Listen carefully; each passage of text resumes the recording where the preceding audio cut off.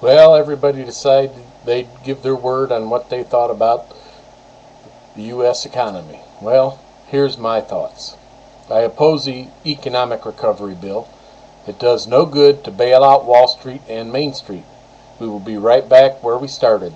There just simply are no jobs. They're all in India and China and Mexico. If people do not have income, then they will be unable to pay their bills.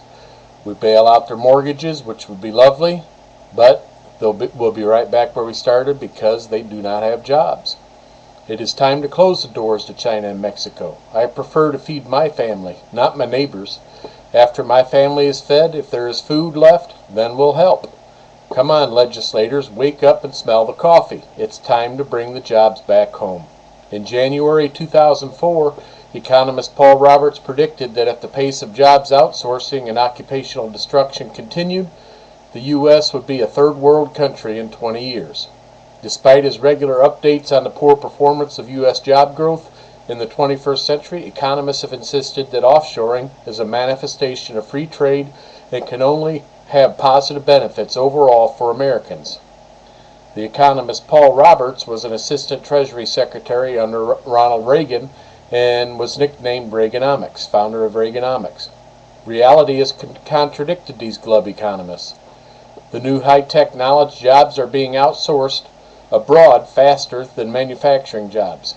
Establishment economists are beginning to see the light. Alan Blinder wrote in Foreign Affairs that economists who insist that offshoring is merely a routine extension of international trade are ignoring the major side effects. Blinder estimates that 42 to 56 million American service jobs are susceptible to offshore outsourcing.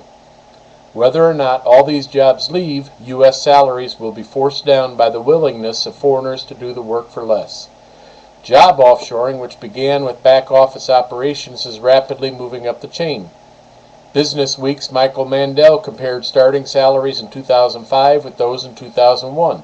He found an average 11.6% decline in technology and 6.1% in business fields. Professor Norm Matloff at the University of California, Davis made the same comparison for master's degree graduates.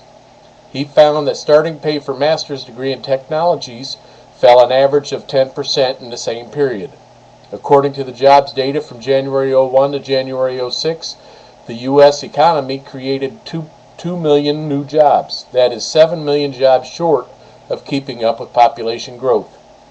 The Bureau of Labor and Statistics jobs data contradicts the hype that offshore outsourcing is good for America. Large corporations claim that jobs outsourcing allows them to save money that can be used to hire more Americans.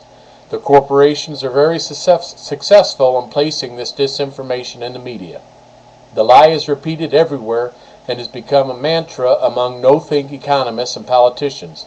However, there is no sign of these jobs found in the jobs data.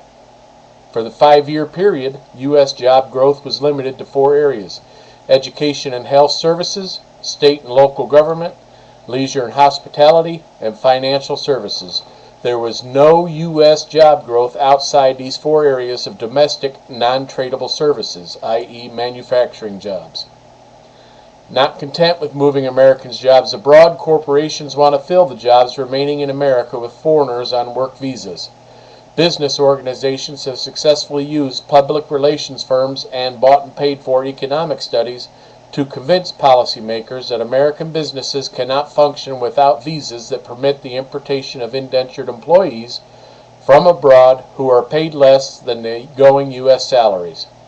The so-called shortage is in fact a replacement of American employees with foreign employees, with the soon-to-be discharged American employee first required to train his replacement.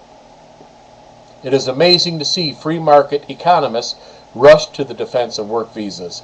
The visas are nothing but a subsidy to U.S. companies at the expense of U.S. citizens. All of the occupations with the largest projected employment growth over the next decade are in non-tradable domestic services. In other words, non-manufacturing jobs. None of these projected employment growth will produce goods and services that could be exported to help close the U.S. trade deficit. If outsourcing jobs offshore is good for the U.S., why won't the U.S. Department of Commerce release the 200-page $300,000 study of the impact of the offshoring of U.S. high-tech jobs. Republican political appointees reduced the 200-page report to 12 pages of public relations hype and have refused to allow the Technology Administration experts who wrote the report to testify before Congress. American employees have been abandoned by American corporations and by our representatives in Congress. America remains a land of opportunity for foreigners, not the native born.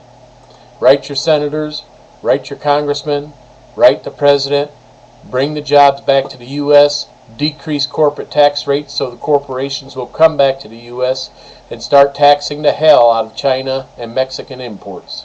Thank you.